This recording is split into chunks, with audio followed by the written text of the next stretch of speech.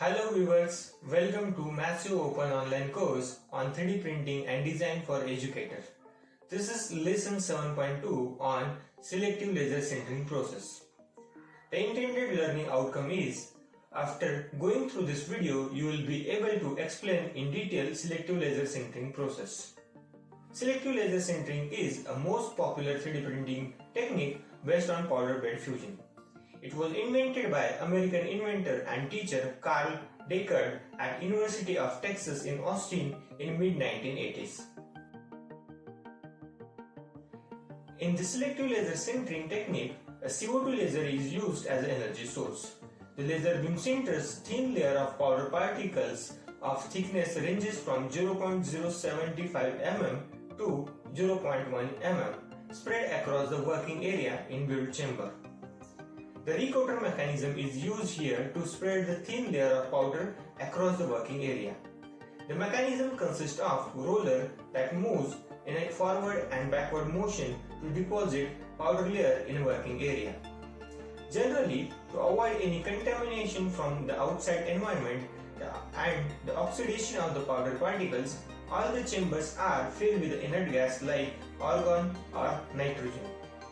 According to the particular cross-section area derived from CAD model, the laser traces out the selective area from thin layer of powder bed. The laser beam is controlled via an XY mirror mechanism to scan selective areas and fuse each layer. After fusing a layer, the powder bed moves in downward direction to make space for the deposition of new powder layer by a recoater mechanism. Each successive layer is bonded together to build a shape similar to the CAD model, layer by layer. This process is repeated till the final product is manufactured completely. Let's see what are the process parameters those controls the SLS process. There are 4 types of parameters used in SLS process. Those are laser related process parameter, scan related process parameter, powder related process parameters, and temperature related process parameters. Some important process parameters are laser power, spot size, scan speed, scan pattern, powder particle size, powder layer thickness, and chamber temperature. One of the key aspects of SLS is the wide array of materials it can process to cater diverse industrial needs. These materials span across various categories, including metals, ceramics, composites, and polymers, each offering unique properties and applications. These are the various material processed by SLS.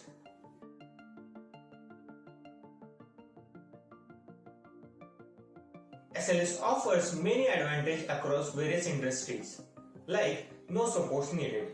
As the powder material acts as a support in SLS, we need not to specially design supports as required in FDM and SLA. Detail printing. The precision that we can get from SLS printers is very high. Batch printing. For a small size of models, it is possible to do batch printing in SLS. And fast printing. Although SLS printers are not fastest 3D printers in the industry, still they give pretty high printing speeds. The last advantage is robust prints. The 3D printing or 3D prints obtained from SLS 3D printers are very robust.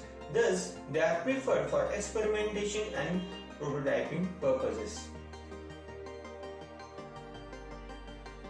While selective laser sintering offers numerous advantages, like any other method, it also has its drawbacks. The first one is learning curve is different. When shifting from FDM or SLA 3D printers to SLS printers, there are things that are very different, like print orientation, no use of support structure, and post-processing methods. Next is no recycling option. Currently, there is no recycling option or procedure for SLS 3D prints, but research is continuously going on to find out the solutions. Next, health factors. As the powder particles are too small, it is dangerous if inhaled. So, proper protective gears must be used while working with SLS 3D printers. Next, Cost of SLS printing. Compared to other 3D printing techniques, setup cost or initial cost for SLS printers are too high. To summarize, in this video we have discussed about introduction and working of selective laser sintering process. Next, process parameters and material processed by SLS, and at the end, advantages and disadvantages of SLS. So thanks for watching this video. Wish you happy learning.